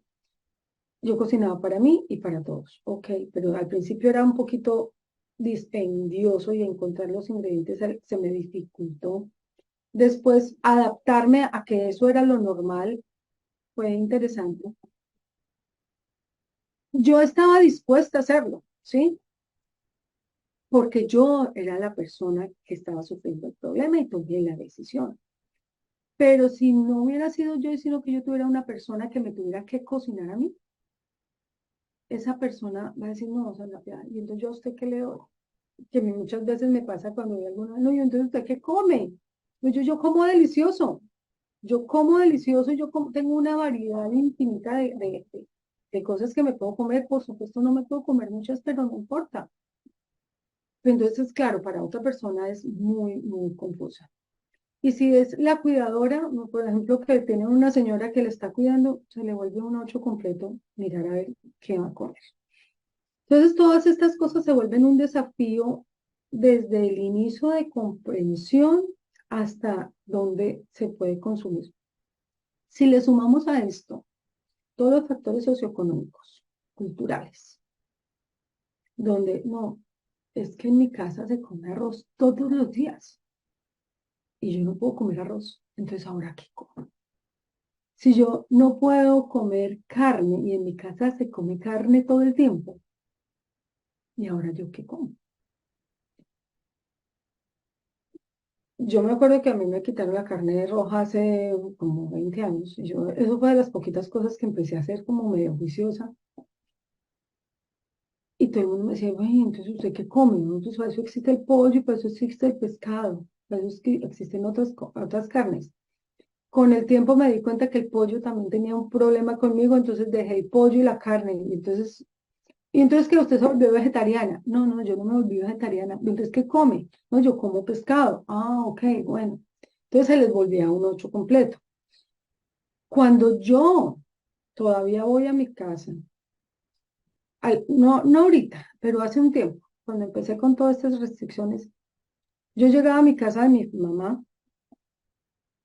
Ah, no, lo primero que había era o un pedazo de carne, había arroz, había algunos vegetales, pero no los suficientes que yo consumía. Y entonces para mí era supremamente complicado. No, cómaselo y que eso no le hace daño, ¿sí? Ay, me servían un pedazo de pan. Y yo decía, pero es que yo no puedo comer gluten, yo no puedo comer pan. Ay, entonces, ¿qué le damos? No, pues en Colombia se consumen arepas, entonces allá me hacían arepas y yo decía, ok, entonces yo me como una arepa y yo no podía comer yema de huevo y me servían el huevo, entonces yo decía, ¿sabe qué? Présteme el huevo, yo lo parto, me como la yema, perdón, la clara, la revuelvo y me la pongo encima de una arepa. Ya, solucionado mi desayuno. Cuando te invitan a almorzar es todo un problema, o sea, es muy difícil porque si uno no tiene el apoyo de su familia, no lo va a lograr. Y como les digo, hay maneras fáciles o hay maneras difíciles de hacerlo. Con todo esto fue cuando yo decidí encontrar una solución que pudiera ayudarme a que cuando yo decidí hacer Atubera, porque Atubera se dedica básicamente o sea, tiene una misión especial, una misión como las misiones de los militares. Y en este caso es algo muy personal, es ayudarle a la gente que tiene restricciones dietarias a seguir las recomendaciones. Porque yo decía, si esto que yo siento, por supuesto mi enfermedad sigue, mi proceso está, pero yo me siento mejor. Si yo le puedo compartir esto a muchas personas que puedan vivir con su proceso y lo puedan llevar de una mejor manera, esa es mi misión de vida. Y a eso me dedico desde el 2016, a ayudarle a personas con enfermedades crónicas a que sigan sus recomendaciones nutricionales. ¿Qué pasa? Nosotros como médicos, como ya les dije, es muy difícil, nosotros además no tenemos tiempo, la consulta es supremamente difícil. Uno sentarse, si solamente es difícil que en 15 minutos atienda uno al paciente, imagínense que además le tenga que dar recomendaciones nutricionales, pues se le complica un poquito más.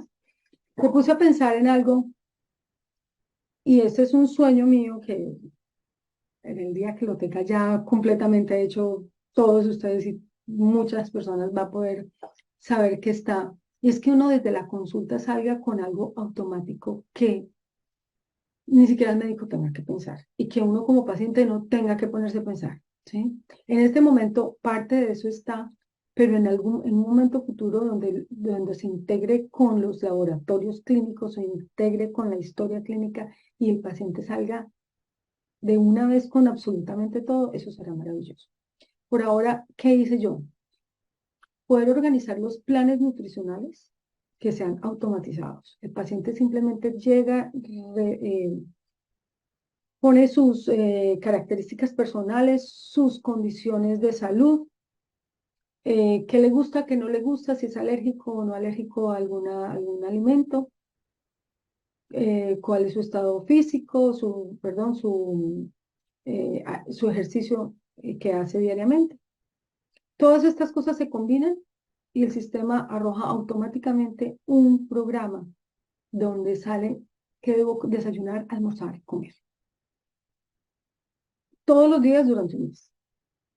Al mes se reorganiza todo este plan porque pues, el peso cambia o las personas hacen más ejercicio o menos ejercicio o les apareció una nueva enfermedad o se les redujeron los niveles de glicemia o los triglicéridos cambiaron, cualquiera de estas circunstancias. Entonces, en este momento cada mes cambia de acuerdo a esas características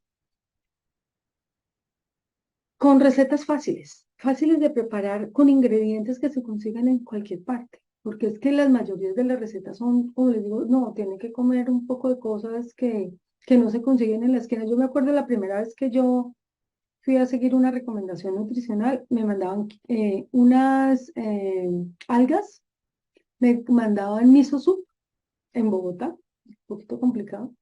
Aquí en Estados Unidos por lo menos se consigue en cualquier parte, pero en esa época en Bogotá no se conseguía nada de eso. ¿Y cómo seguía yo esas recomendaciones? Era un poco, y además eran hamburguesas de quinoa. La quinoa hoy en día, pues, se consigue en la esquina, pero hace unos años no se conseguía fácil en Bogotá. Entonces era muy complicado. Entonces, las recomendaciones nutricionales también tienen que adaptarse a los lugares, ¿no? Entonces esto tiene recetas que son fáciles de seguir, con ingredientes que son fáciles de encontrar. Y algo que estamos trabajando, y eso sí es algo que va a estar en constante trabajo y que una vez que ya lo tengamos todo dispuesto, vamos a tener una comunidad de soporte, pero no una comunidad de soporte como estas que vemos que, ay, no, es que todos somos comemos algo parecido, entonces entre todos nos apoyamos. Pero cuando llegamos a la casa de la mamá, como en mi caso, oh sorpresa, me tienen pollo con eh, arroz, por poner un ejemplo. Eso no me ayuda, ¿sí? Yo necesito que mi familia, que mi entorno me apoye. Ese es el mayor asset que nosotros tenemos, nuestra comunidad cercana. Si mi mamá no me ayuda, si mi esposo no me ayuda, si mi hijo no me colabora cada vez que yo vaya a su casa y me tenga unas galletitas gluten free, pues entonces no me ayudan. Si cuando yo como diabético, por ejemplo, voy a una casa y me están ofreciendo un pastel delicioso con crema y todo lo que yo veo alrededor es dulce, pues no me está ayudando.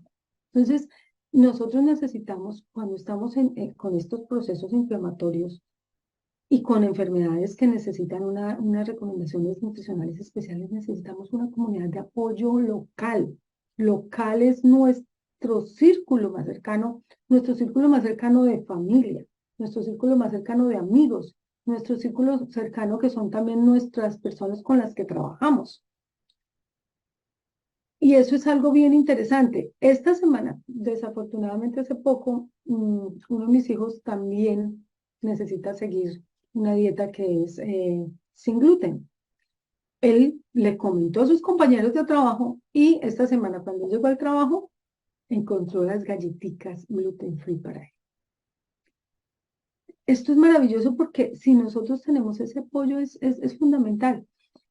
Por supuesto, también todo esto tiene que tener una metodología donde una persona pueda realmente poder adherirse a esas recomendaciones. Esto es algo progresivo, esto es algo que no pasa de un día para otro, pero cuando uno mismo se convence que uno va viendo mejoría, uno empieza a quedarse y a luchar para poderlo lograr. Entonces, esto es algo que es muy, muy importante porque sin esto es supremamente complejo. Yo quisiera, Ada, si me permites en este momento que abriéramos el micrófono para las personas que quieran o que Eh, quieran comentar algo o que quieran preguntar y que podamos hacer esto un poquito más, tenemos, más, dime. sí, tenemos un par de preguntas, pero dado el tiempo que ¿Sí? esto se va a cortar, lo que yo te pediría es que como primero des tus redes o alguna forma de contacto, Ok, para porque hay un montón de preguntas que van a empezar a aparecer. Ahí está. ok, Dejémoslo ahí para que todas puedan tomar nota. Ahora también lo vamos a copiar acá en el chat. Eh, pero fundamentalmente eso. Por ejemplo, una de las preguntas que es fundamental después de haber escuchado, porque había preguntas, pero fundamental después de escucharte, es de qué manera hacer contacto con vos, aunque sea fuera de tu país, para poder tener esta guía personalizada. sí. Sí, en este momento, si por ejemplo entran a tubera.co y ponen allí que quieren iniciar, eh, va a aparecer un formulario. Por favor, pongan en ese formulario sus datos, su email y nosotros nos podemos comunicar directamente con ustedes. Ya, venga, les muestro acá un segundo cómo sería. En este momento, a mí se me va a ver en inglés, pero en los diferentes países se van a encontrar en español. Déjeme un segundito, Ok.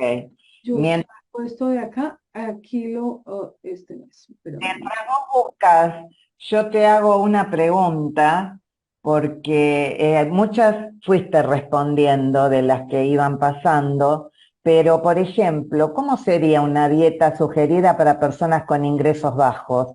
Porque no nos olvidemos que estas enfermedades autoinmunes generan, inflamatorias, generan problemas para trabajar, o sea que muchos están con algún ingreso, algún subsidio o alguna falta o sea, los ingresos no son como los que teníamos antes. Entonces, ¿cómo adaptarlo al bolsillo de la dama y del caballero? Sería la cartera de la dama. Esto es algo bien importante. Y precisamente esta semana estoy escribiendo un artículo para intestino irritable, para un blog que yo escribo en Food Guides acá, donde voy a tocar ese tema precisamente porque pasa lo mismo. O sea, todas las personas que necesitamos, que tenemos restricciones dietarias, tenemos exactamente ese mismo problema. Entonces, hay varias cosas. Eh, me aquí tengo el artículo ahorita, yo se los comparto una vez salga al público, pero Ujú. voy a comentarles cosas como estas. Voy a buscar aquí algo importante. A ver si lo encuentro por acá. Dentro de estas, ¿qué comer y no comer? A ver si encuentro acá. Ok, cuando uno hablan de esto, que es lo que uno no debe consumir, entonces aquí lo importante es uno encontrar las alternativas. ¿Y cuáles son las alternativas fáciles? Pues, por ejemplo, aquí cuando le dicen a uno que consumir, estos cuáles son. Ok. Primero, evitar los alimentos procesados en general. Si uno consume alimentos que no son procesados, son mucho más baratos. Entonces, ese es el primer punto. Segundo, sí hay que tener unos alimentos especiales. Por ejemplo, la leche. La leche se debe consumir baja en grasa. Pero ¿qué pasa? Pues compras leche baja en grasa para todos en la casa, que no les va a hacer daño tampoco a ellos, ¿sí? Entonces, no tienes que comprar dos tipos de leche. Aquí uno tiene muchas opciones, que tenemos la leche de almendras para los que no pueden consumir leche regular o leche de avena. Pero entonces si uno no tiene, por ejemplo, los recursos para comprar la leche de avena ya preparada, pues la preparas en casa, ¿sí? Uno puede encontrar alternativas de hacerlo un poco en la casa.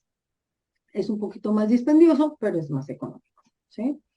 Con las yemas de huevo, pues ahí sí, aquí se consiguen carritos, cajitas, donde se maneja la clara de huevo solita. Uno podría pensar que eso es más caro que comprar el huevo y romperlo y sacar la yema. Pero si uno se pone a sumar, es más barato comprar una cajita que tiene ya listas las yemas, donde uno no desperdicia la clara, perdón, donde ya solamente están las claras, donde no desperdicias las yemas, y las yemas, porque lo que hace uno es que, no, yo no como la yema, entonces se la doy a mi esposo. ¿Qué estamos haciendo? Pues estamos enfermando al esposo. Entonces, o si no, que le toca hacer uno, desecharla. Es más fácil comprar la cajita, si uno se pone a mirar. Ok, mantequilla de maní y maní. Bueno, pues eso no nos hace tanta falta. Las frituras en los restaurantes. Entonces, no ir tanto al restaurante. Si comes en casa y cocinas en casa, te va a salir más barato que comer por fuera. Entonces, ¿qué pasa? Los aceites que uno debe consumir como persona que tiene un proceso inflamatorio crónico como nosotros, aceite de canola. Hay una controversia con el aceite de canola. Pero es que el aceite de canola es de los mejores que hay porque contiene suficiente omega 3, como lo que yo les hablaba ahorita. Entonces, ¿qué pasa? Muchas veces el aceite de canola, como es económico, como el económico que se consigue, muchas veces viene mezclado con otros tipos de aceites, como el aceite de maíz o aceite de uva o aceite de soya. Se necesita que sea aceite de canola puro. Eso ayuda. Hay unos que son, por supuesto, de proceso prensado, que es el que más se recomienda, pero es caro. O que no sea transgénico, pues ese es más costoso. Se consigue el regular, pero que sea puro, puro aceite de canola. Mucha gente dice, no, consuman aceite de aguacate. Imagínense que nosotros con proceso inflamatorio crónico no debemos consumir mucho de aguacate, porque tiene más omega 6. Entonces, el aceite de canola es el que yo le recomendaría, que no sale tan costoso. Cuando hablamos de aceite de olivas, pues el aceite de olivas es más costoso. Nos podemos quedar con el aceite de canola sin problema. Frituras en los restaurantes. Entonces, ¿qué pasa con las frituras en los restaurantes? Estos aceites que usan allá no son los que nos convienen a nosotros, ¿sí? Adicionalmente, cuando se procesan varias veces, nos van a generar un daño colateral. Entonces, evitar a toda costa todo lo que sea frito en restaurantes, ni el pollo, ni las papas fritas, que son deliciosas, pero no.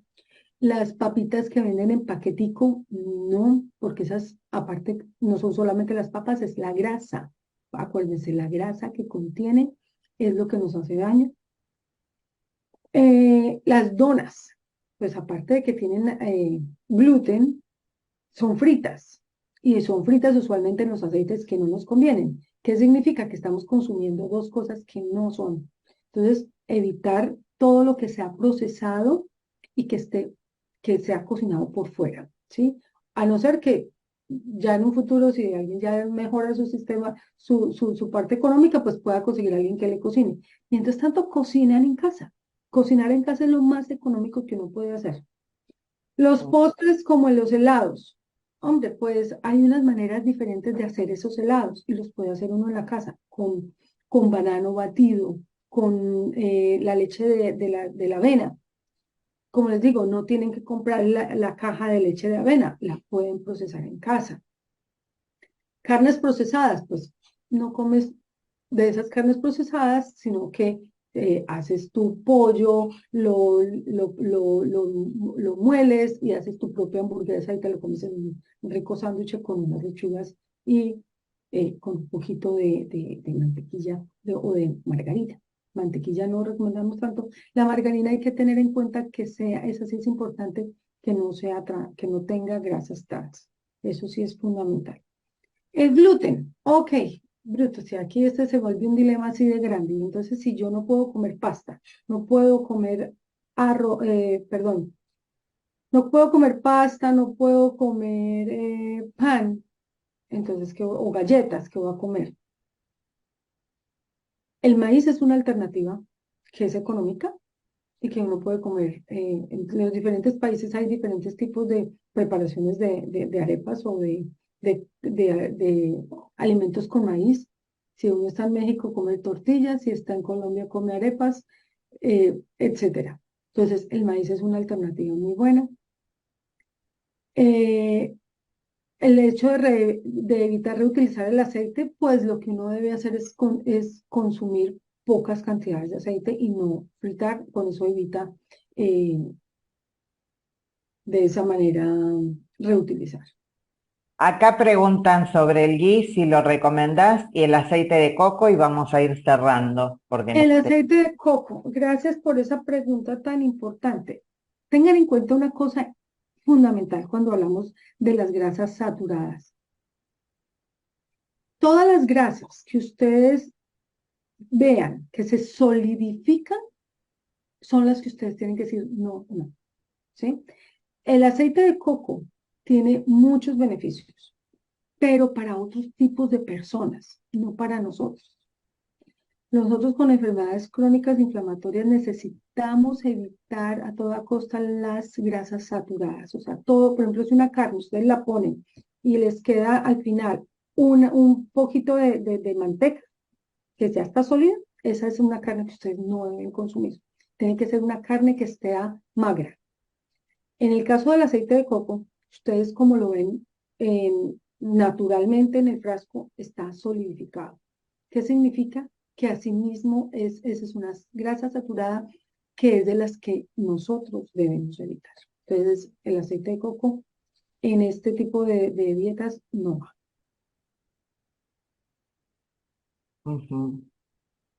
Bien. El ghee no quedó, no sé si quedó respondido. ¿El qué?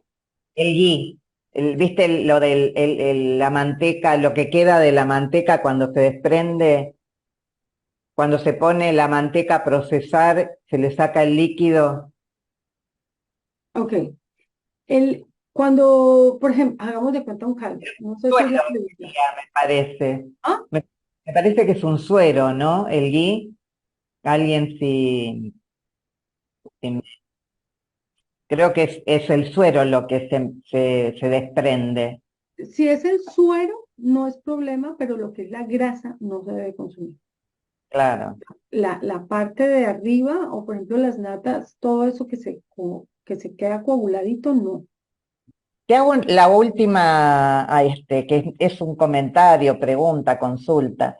Para poder detectar a qué somos alérgicas o si sabemos realmente cuál es la alimentación que nos hace mal, nosotros, yo digo nosotros en esclerodermia, ¿no? Yo soy presidenta de la Asociación de Esclerodermia, a las pacientes les decimos que haga un autoanálisis de 15 días sin comer nada de harinas y después volver a comer todo como comían antes y ver cómo se sienten. Ok, Lo mismo con el azúcar y lo mismo con, harina azúcares y ¿cuál es y lácteos. Sí. Ok, ven, te comento, una de mis enfermedades con lo que primero me diagnosticaron fue esclerodermia. Ah, mira, Sí. Y yo hoy en día, los síntomas que tengo de esclerodermia son mínimos. Mínimos, mínimos. Eso es un aliento para muchos de los que tengan, porque por muchos años tuve mis deditos inflamados. Pues yo les mostré mi fotografía del principio y realmente así permanecía yo. Voy a buscarla por acá rápidamente. Ay, ya. Así permanecía yo, hinchadita, mis manos hinchadas, todo esto. Yo sí, empecé con ensayo y error, así como tú dices, así empecé yo a hacer todo esto, pero créanme que es un proceso bien dispendioso. fue- Bien dispendioso. Yo descubrí aquí, tendríamos que mirar en los diferentes países y puedo hacer la investigación y se los comparto, eh, de unos test que se hacen no solamente para alergia, sino para sensibilidad, porque la sensibilidad y la alergia son dos procesos inflamatorios diferentes. ajá. Y en el proceso que yo me hice de que yo era sensible me resultaron como 17 alimentos diferentes a los cuales soy sensible. Entonces, por eso mi dieta tuvo que reacomodarse en ese momento. Pero me ayudó muchísimo a saber que, por ejemplo, el tinnitus que yo mantenía, se lo debía al pollo, no al arroz. Yo juraba que era el arroz. ¿Por qué? Porque entonces en ese ensayo y error, eh, yo decía, pero es que después de que yo almuerzo, uy, a mí se me dispara el tinnitus, pero como buena colombiana yo comía arroz casi todos los días, entonces yo le echaba la culpa al arroz. Yo dije, no, pues es que me pasa después del almuerzo, yo que como todos los días, pues arroz. Pero como yo había dejado la carne, me había pasado al pollo, entonces yo comía arroz y pollo y ensalada, por decir algo. Y yo ya llegaba al consultorio que me enloquecía. Cuando me hice la prueba, oh sorpresa, yo era sensible al pollo, no al arroz. Suspendí el pollo y mi tinnitus se redujo en un 80%. Entonces, sí es muy importante hacerse pruebas porque uno piensa que le está sentando bien o mal una cosa y mentira es que era otra. Hay diferentes laboratorios que lo están haciendo. Eh, por supuesto, pues aquí es más fácil, tendríamos que investigar en los otros países qué laboratorios lo están haciendo. Yo sé que hay unos laboratorios donde uno va y se toma la muestra de sangre y le hacen esta prueba. Aquí le mandan a uno un kit donde uno mismo se toma la muestra de sangre en el dedo, lo manda y le llega el reporte. Ah, mira, Pero sí es muy importante, yo los voy a buscar y yo ahorita mismo te lo comparto a ti. bien, Y vamos averiguando en los diferentes países y lo miramos, porque sí es importante hacerse, no pruebas de alergia, pruebas de sensibilidad. Alérgico es para el que, por ejemplo, es alérgico al maní o alérgico a los mariscos, o uno puede hacer alergia a la leche también, alergia a las nueces, algunos tipos de nueces, o es alérgico al gluten, pero en el caso de ser alérgico al gluten, es a la persona que tiene enfermedad celíaca.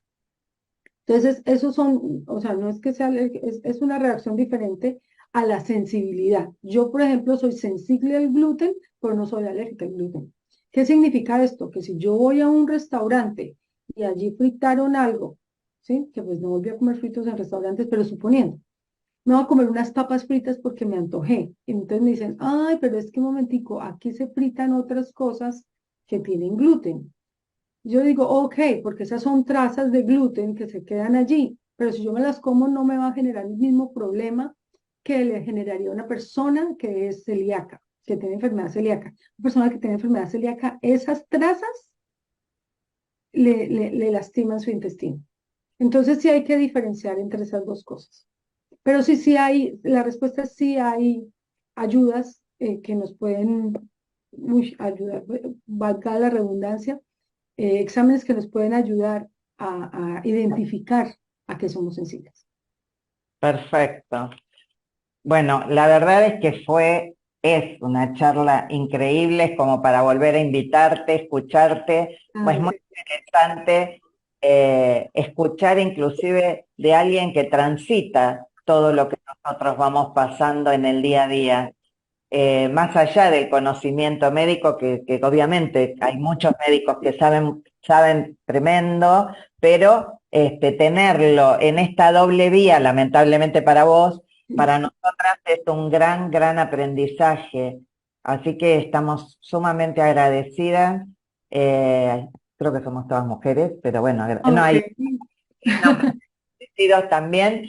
Y bueno, y nos volveremos a poner en contacto porque realmente es claro que sí. importante tu disertación, tu propuesta el enfoque que le has dado, es pedagógico y claro. Así que mil An- gracias a todos, a la gente de Uveitis. Anita, me, Dale, me sí. gustaría mucho darle las gracias, sí, a la doctora Piedad, bueno, que con Muchísimas ahí, la verdad que gracias. Sí, la tuvimos en el Congreso de 2021 y dije, bueno, me gustaría mucho tenerla acá participando. La verdad que siento que aprendí mucho más y bueno, todos los que han estado también participando, creo que nos llevamos una muy buena información, así que muchísimas gracias y gracias Ana también por bancarme en esta. ok, miren, vayan a tubera.co y aquí en este me pueden dejar los datos. Si ustedes lo abren allá, aparece en español. O si no, le ponen traducir y les aparece en español.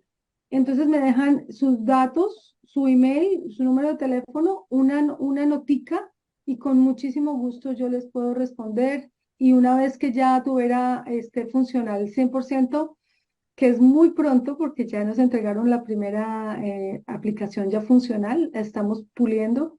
Yo sé que va a ser de muchísima ayuda para todas las personas que como yo cargamos con esto y estoy muy contenta de poderla compartir con ustedes. Me dejan una notica y yo con muchísimo gusto les colaboro en lo que pueda. Perfecto. Muchísimas gracias, doctora. Bueno, Bueno, pues Ana, Sol, muchísimas gracias por la invitación.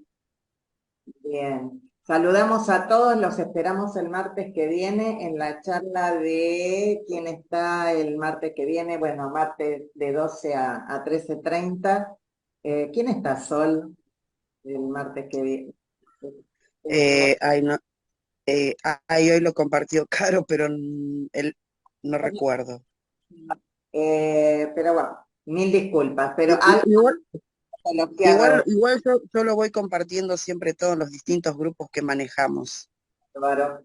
Bueno, mil gracias, doctora Cardona. Bueno, no, muchísimas gracias a ti y bueno, espero podernos ver en otra oportunidad y irles contando todos los avances que vaya teniendo con todo esto.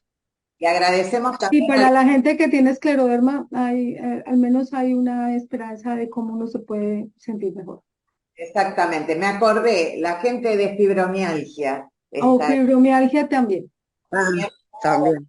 importante. Para el miércoles que viene, bueno, y le agradecemos al Hospital El Cruz este espacio que nos da, que Muchísimas gracias. La buena verdad que sí, también gracias. jornada y bueno, nos volvemos a ver. Ok, Adiós. hasta luego. Gracias, hasta luego.